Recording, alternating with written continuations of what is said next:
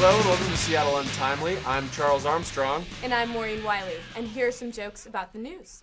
A meaningless advisory vote will be held on March 13th to gauge voter opinion over how best to replace the Alaska Way Viaduct. Governor Christine Gregoire has publicly stated that the tunnel option, preferred by Seattle Mayor Greg Nichols, will under no circumstances be built, insisting instead upon a larger, uglier viaduct.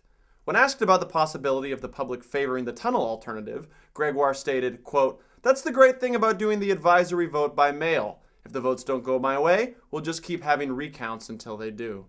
In media news, the 79th Annual Academy Awards proved to be an exciting one. The night's biggest winner, Ellen DeGeneres. She walked away with Best Pantsuit. Nintendo has announced the release of a new game called Wii Play, which includes a cutting-edge shooting simulation. Gamers are excited by the possibility of finally getting to shoot that fucking dog. Recently, the Seattle Pen Enthusiasts Club held their monthly meeting at Lake Forest Park. On the scene was Seattle Untimely field correspondent David Tracy. Dave? David here with Seattle Untimely News, and I am at the Seattle Pen Club in Lake Forest Park. Can you tell me your name? George Long. I'm the de facto president of the Seattle Pen Club. It's primarily a club for people who collect as well as use fountain pens. It's kind of a niche hobby. So let's talk a little about the pen anatomy. What do you call the end of the pen? Most pens have a gold nib, and then the tip is attached on the very end. I thought it was called the nip. Is that wrong? No, it's a nib, N-I-B. Oh, okay. They put a special alloy, a tiny little tip on the end of the nib, and that's what actually contacts the paper. Okay, so why don't you show me some of your different nips, and we can try a few out. This is a pretty good sampling of mostly vintage pens. There are pins made of hard rubber that have a gold filigree overlay. We have Parkers from the 1950s and 40s. I was thinking, actually, some friends and I, about starting our own pen club, and we were going to call it the Pen I-5 Club, and we were going to just try to recruit people up along the I-5 corridor, friends and whatnot. And I was wondering if you would want to join our club. The Pen I-5 Club? Yeah, that's right. Sure, why not? Okay, so which pen writes well on the skin? And then you could just write Pen I-5 here on my hand. All caps would be good, though.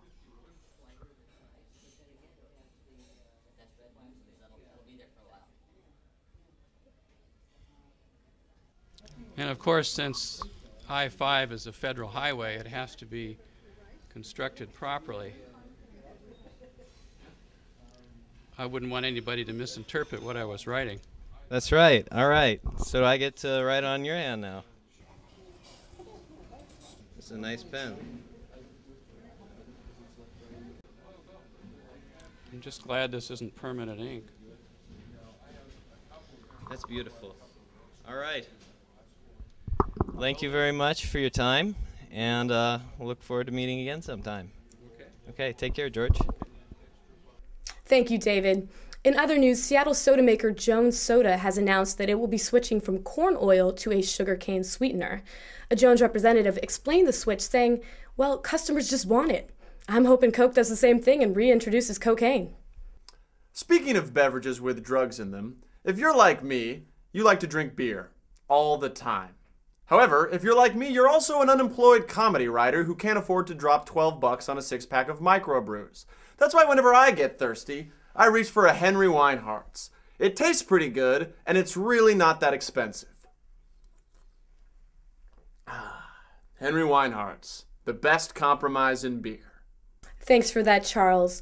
A bill before the Washington State Legislature could prevent school administrators from censoring the content of high school newspapers.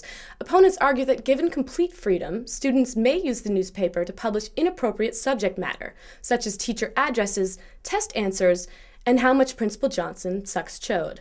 Students in favor of the bill say, Principal Johnson sucks major chode. The state of Washington will spend $820,000 this winter to revive a herd of Mount St. Helens elk before hunting season. State officials hope that hunters will be able to decrease the already overpopulated elk's numbers by as many as 2,500. That's not a joke. That's actually happening. In order to decrease the elk population, Washington State is spending $820,000 to keep them alive until hunting season. at which point the elk will be shot to death. Last Tuesday, hundreds of immigrants rallied at the Capitol building in Olympia. Among the foreigners' biggest demands, an enormous and immediate expansion of Major League Soccer.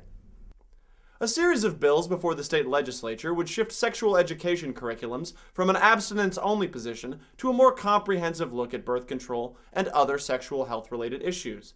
Most excited about the change from an abstinence-only curriculum? Sluts. Boeing recently announced that results from a bird test have forced it to make design changes to its new 787 Dreamliner. A bird test is performed by firing a gel pack against the plane to simulate a collision with a bird during flights. Conveniently, the 8-pound gel pack also resembles cargo jettisoned from a crippled Hooters airline jet. I don't know how they make those things defy gravity. And now, here's Seattle Untimely correspondent Charlie Stockman with a review of Music and Lyrics, which he hasn't seen. Touch me, I'm sick! So I guess these two are probably some kind of unlikely couple. Like Hugh Grant is probably a former pop star, whereas Drew Barrymore is some kind of successful prosecutor. Anyway, after that's established, I'm sure there's some pretty contrived chance encounters, I guess.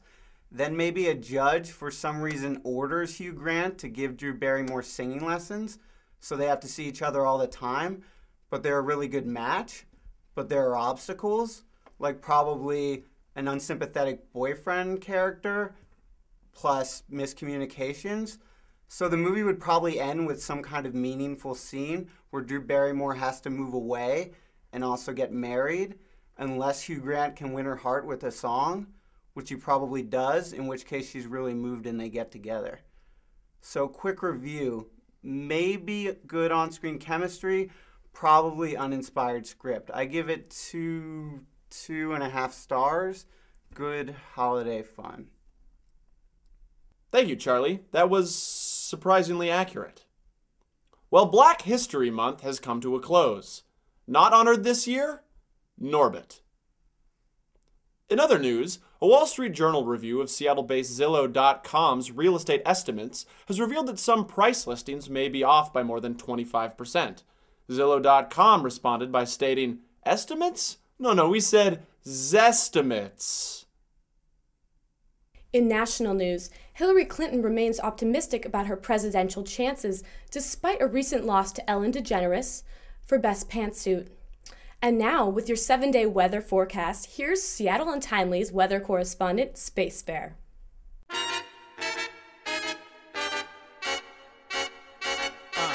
Space Bear Weather Report. Space Bear Weather Report. Bringing you the weather, and this week is getting wetter. Better take a look at the clouds with me. Nimbus, cumulus, cumulatively numerous, blocking out the luminous. Rain will be consuming us, but I'm not getting wet again. I got an Armageddon suit, and I'm in outer space. Saturday, highs of 52. Maybe some skies that's blue late in the afternoon, but not in the morning. Cloudy and storming, not much Sunday, more like pouring. Monday, showers. Tuesday, showers. Wednesday, showers. Thursday, devour the salmon in the stream, cause a week of rain it's been, and the river shadows spread and bring them closer to your den. Space Bear Weather Report. Space Bear Weather for Bears. Thank you, Space Bear. And that about wraps up our time with you here today at Seattle Untimely. Incidentally, if you are watching this, odds are we may have approached you about potentially advertising with us. If you are interested in sponsoring our program, or if you'd just like some more information, please feel free to email us at seattleuntimely@gmail.com. And that's all we got for you here today at Seattle Untimely. Remember, Seattle, if you didn't hear it from us, You probably shouldn't have been listening in the first place.